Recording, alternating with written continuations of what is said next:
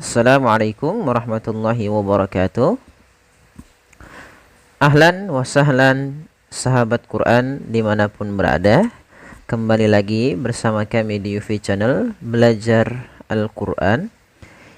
Pada kesempatan kali ini kita akan belajar mengenai hukum nun sukun dan tanwin. Semoga dalam video ini akan membantu teman-teman belajar memahami nun sukun dan tanwin cukup dalam satu halaman saja. Yang perlu kita ketahui teman-teman sekalian, nun sukun dan tanwin. Apa yang dimaksud dengan nun sukun dan tanwin? Nun sukun berarti dia nun yang dia berharokat sukun atau nun yang tidak berharokat. Itu sama dengan tanwin, yaitu an, in, un. Kita contohkan, misalkan ada lafal kitaban. Kitaban. Ini semisal dengan lafal ketika kita tambahkan dengan nun. Kitaban. Bunyinya pun sama. Sehingga kita bisa menyimpulkan bahwasanya nun yang disukunkan itu sama dengan adanya tanwin. Jadi kita namakan, sehingga tanwin ini bisa kita definisikan yaitu nun sukun yang dibunyikan tapi tidak dilafatkan. Dan dia ditulis dengan seperti ini dengan bentuk tanwin. Tanwin sendiri berarti terbagi menjadi 3 kondisi, yaitu garis 2 atas kita namakan dengan fathatain. Garis atas yaitu fathatain, yaitu 2 fathah. Garis bawah kita namakan dengan kasrotain, adanya 2 kasroh. Terus kita kasih yang terakhir dhammah, yaitu dhammatain, artinya 2 dhammah. Maka pada kesempatan kali ini kita akan berbicara tentang hal ini yang berkenaan dengan nun sukun dan tanwin. Terkait hukum nun sukun dan tanwin sendiri itu ada 4 macam.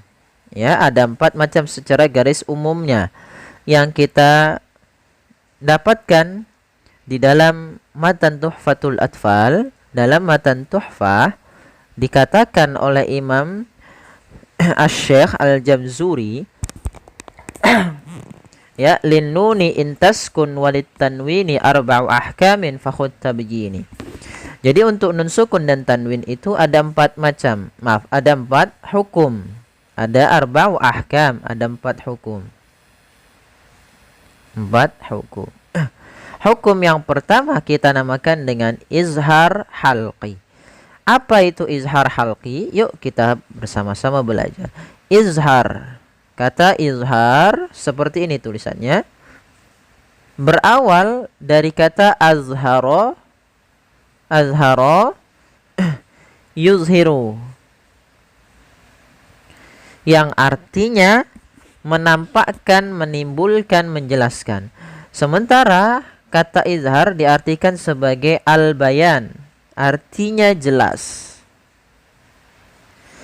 Apa yang dibaca jelas? Nah, itu adalah yang dibaca jelas adalah izhar adalah ikhraju kullu harfin min makhrajihi min ghairi gunnatin kamilatin fil harfil mudhar. Yang dimaksudkan adalah menampak atau mengeluarkan huruf dari makhrajnya tanpa disertai dengan gunnah, yang dimana tanpa disertai gunnah pada huruf-huruf yang dimudharkan, yaitu huruf nun sukun dan tanwin. Kalau misalnya nun sukun jelas, misalnya masalan, maka suara lannya harus jelas, yaitu suara nun sukunnya. Karena di sini tanwin tadi kita bahas adalah suara nun sukun yang dilafazkan tapi tidak ditulis. Maka suara nun sukun dan tanwinnya ketika membaca izhar itu harus jelas. Kapan terjadinya hukum nun sukun dan hukum izhar ini? Yaitu apabila ada nun sukun dan tanwin ini, ada nun sukun dan tanwin yang ini bertemu dengan 6 huruf. Yang pertama huruf hamzah, yang kedua huruf ha, yang ketiga ain, keempat ha, ghain dan kha. Maka ini kita namakan dengan bacaan izhar. Maka huruf izhar itu ada 6. Maka dinamakan dengan izhar halqi disebabkan karena huruf izhar ini keluar daripada makhraj halq. Makhraj halq yaitu tenggorokan. Sehingga ketika ada nun sukun atau tanwin bertemu dengan 6 huruf ini harus dibaca jelas. Contohnya pada lafal man amana. Man aman. Man amana. Pada lafal man amana ini ada nun sukun, ada nun yang disukunkan bertemu dengan huruf hamzah setelahnya, sehingga suara nunnya tadi harus jelas karena izhar itu adalah kita menjelaskan suara muzharnya, menjelaskan huruf yang dibaca jelas, yaitu suara nunnya harus jelas, tidak boleh ditahan, tidak boleh man amana, tidak, tapi langsung saja man amana. Kemudian kita ambil contoh kembali ketika adanya tanwin. Nah, sekarang adanya tanwin fathatain bertemu dengan huruf H. Nah, di sini kita coba warnai dengan warna merah. Ya. Ya. Pada kata fariqon hada, di sini ada fathatain atau tanwin bertemu dengan ha, maka suara konnya harus jelas, tidak boleh ditahan dengan gunnah. Karena izhar adalah menjelaskan, menampakkan suara nun sukun dan tanwin dengan jelas tanpa disertai gunnah. Fariqon hada, fariqon hada, jelas. Kemudian kita ambil contoh yang ketiga, an'amta. Suara nunnya harus dibaca dengan jelas, amta. An'amta. Inilah yang kita namakan dengan izhar halqi. Kemudian kita masuk kepada hukum yang kedua, yaitu idgham. Apa arti daripada kata idgham? Idgham berasal dari kata adghama yudghimu, artinya idkhal.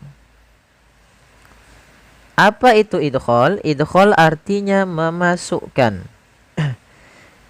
Apa yang dimasukkan? Karena di sini berkaitan dengan nun sukun dan tanwin, maka nun sukun atau tanwinnya yang dimasukkan ke huruf setelahnya. Nah, pada idgham ini sendiri ada dua macam. Yang pertama kita namakan idgham bi gunnah atau idgham ma'al gunnah. Apa itu huruf-huruf yang berkenaan dengan idgham ma'al gunnah atau idgham bi gunnah? Yaitu di sini harusnya ada 4 huruf, ya, nun, mim, dan waw. Maka teman-teman sekalian, idgham bi gunnah artinya kalau idgham. Nah, sekarang kita bahas sedikit dulu idgham. Idgham artinya ya kita membaca huruf itu langsung dimasukkan ke setelahnya, yaitu idkhalu harfil mudhar, atau ya idkhalu memasukkan huruf nun sukun dan tanwin tadi kepada huruf setelahnya. Berarti di sini kita bisa mendapati idgham bi gunnah. Idgham sudah memasukkan, bi gunnah artinya disertai dengan gunnah atau ma'al gunnah. Nah, contoh di sini yaitu huruf-huruf idgham bi gunnah ada 4. Ya, nun, mim, waw, atau kita sebut dengan kata yanmu. Yanmu. Ya, nun, mim, waw, atau disingkat dengan kata yanmu.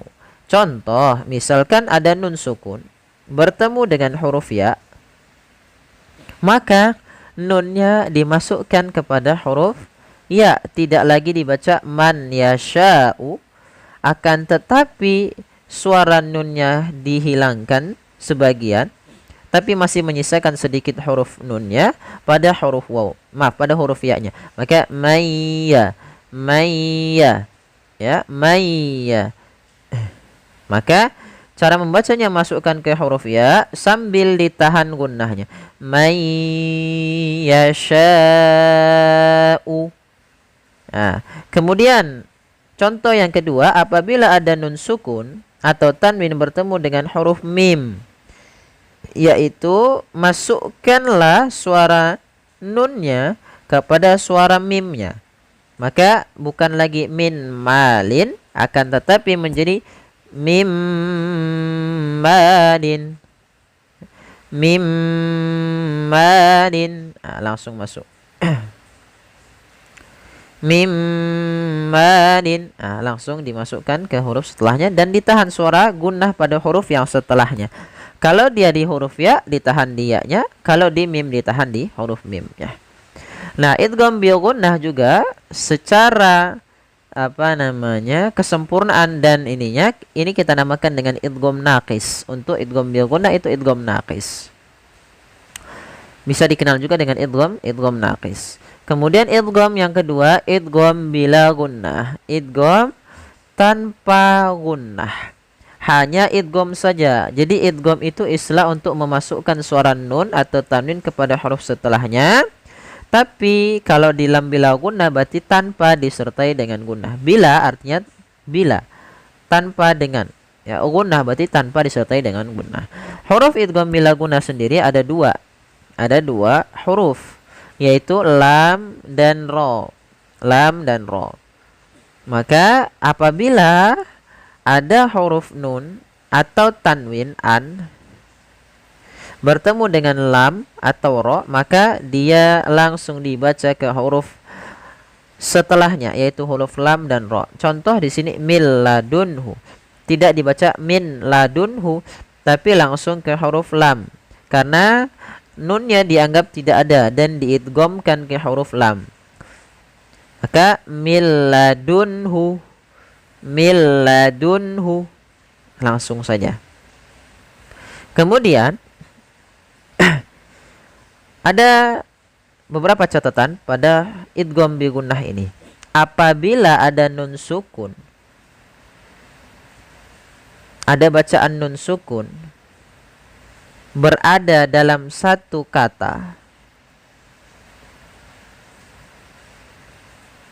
yang dikhususkan, ada 4 kata yang dikhususkan, maka ini nanti bukan lagi dibaca dengan izhar. Maka di sini ada pengecualian, ya, pengecualian pada 4 kata, yang salah satunya adalah kata dunya. Kata dunya ini tidak boleh dibaca dengan duya, tidak, tapi langsung saja ke ya. Maka sebagaimana yang disampaikan oleh Imam Jamzuri dalam matan tuhfahnya, wal idghamu